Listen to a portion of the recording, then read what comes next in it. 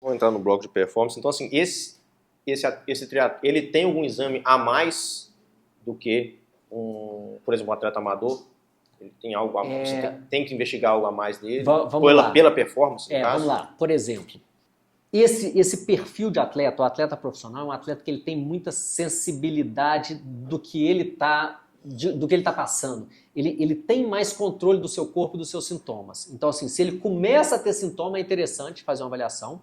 E um outro fator que é importante é que, por exemplo, se você faz um teste ergométrico normal para um paciente que é extremamente condicionado, você não vai fazer com que o coração se submeta a um esforço tão grande quanto deveria. Você não chegou no máximo dele. Muitas vezes é difícil você chegar, muitas vezes não chega, porque dependendo do VO2 que o paciente tiver, você não vai conseguir atingir aquilo ali dentro de um teste ergométrico, a menos que você faça um teste extremamente